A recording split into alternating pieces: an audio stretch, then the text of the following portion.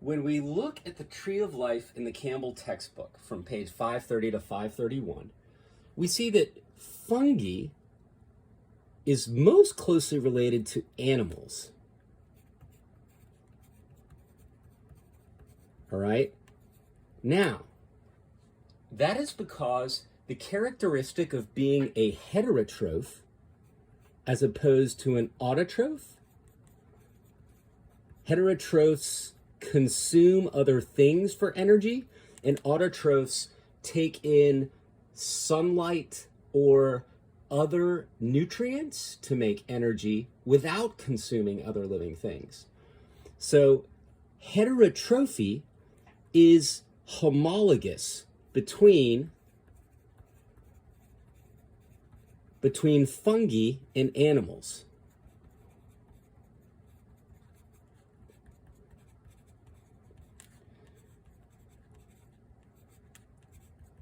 What is important about the word homologous and analogous is, since everything shared a common ancestor at some point in time, I cannot use the word homologous unless I identify the trait.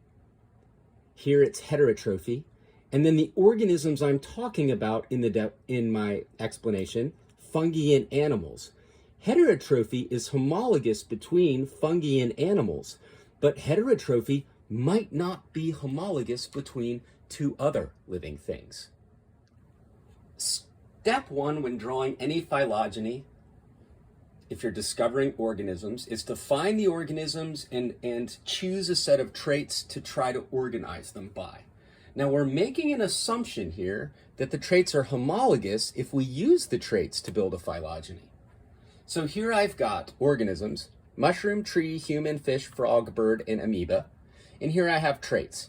Heterotroph, which means consumes other things, has gills, three-part brain or tripartite brain, vascular system, or lives in water. Now, for some of these things, I'm saying some of them live in water and some of them do not. I'm going to have to make choices about where I put things where the answer is some or sometimes, or even I don't know. So, if I'm going to draw a phylogeny using the above characteristics, I want to start with things that are exactly the same as each other on my chart.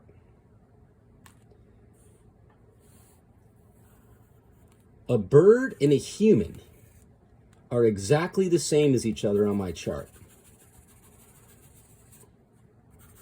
They're both yes, no, yes, yes, no.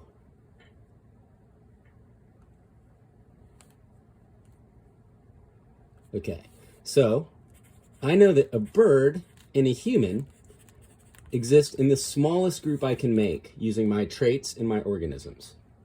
All right, so now I don't need to look at those anymore.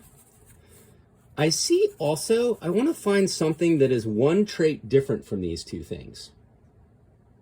So here I would say evolved all of the characteristics of birds and humans, or at least the ones that make them unique.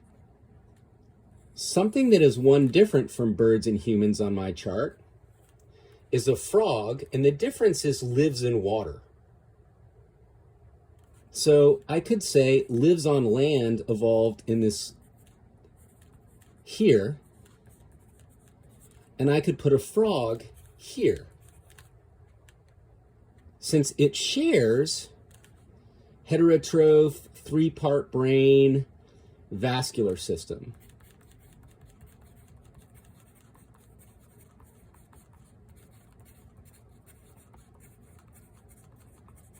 So I'm hypothesizing that these things evolved here.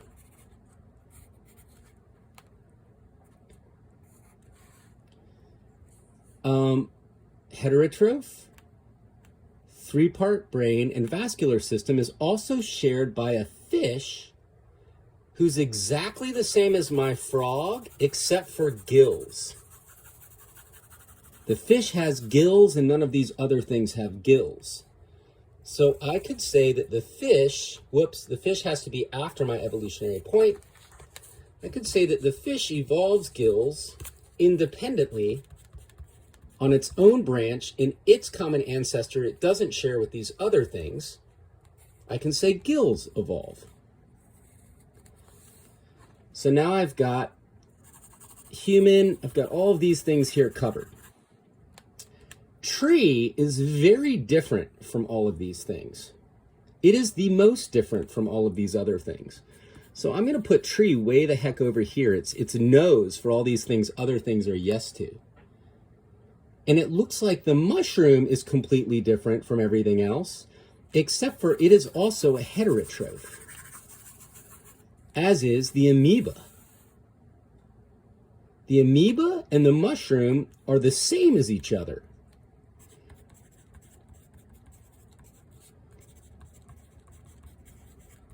Except for water living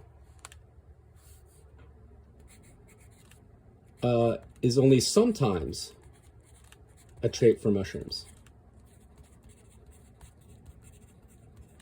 So now I can say heterotroph evolves here, not up here, and my tree comes off here.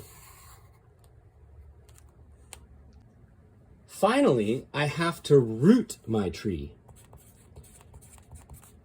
By having the trait heterotroph evolve on my tree, I'm saying that the common ancestor is more closely related to the tree in its way of life than these other things. I'm making my common ancestor an autotroph.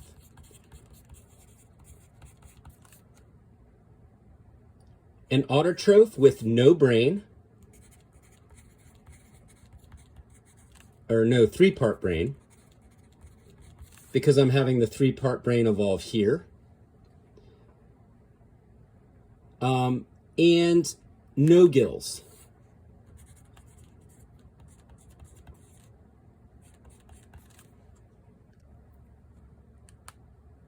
So I have aquatic living evolving here, living on land evolving here, living on land sometimes evolving here.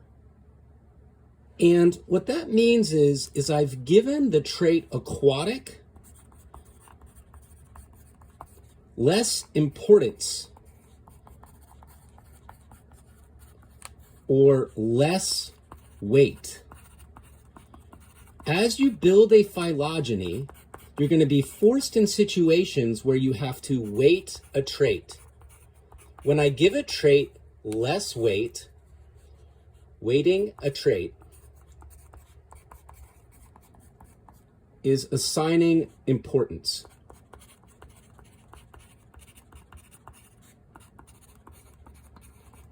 If I say the trait is less important means making it evolve more than once, multiple times.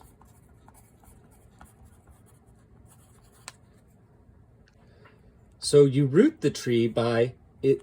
That means choosing the traits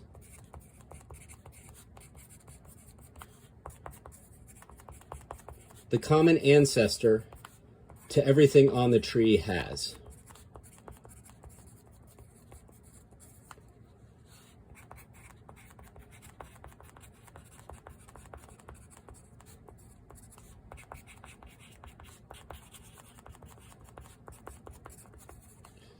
Now, development needs to be defined here, because development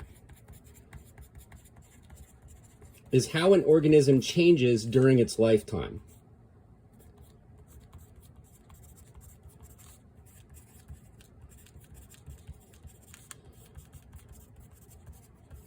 During its life.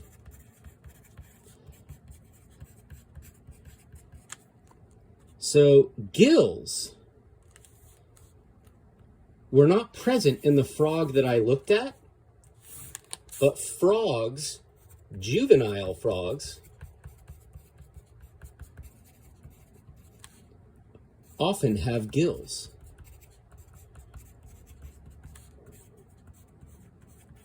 In fact, Humans during development have gill rudiments.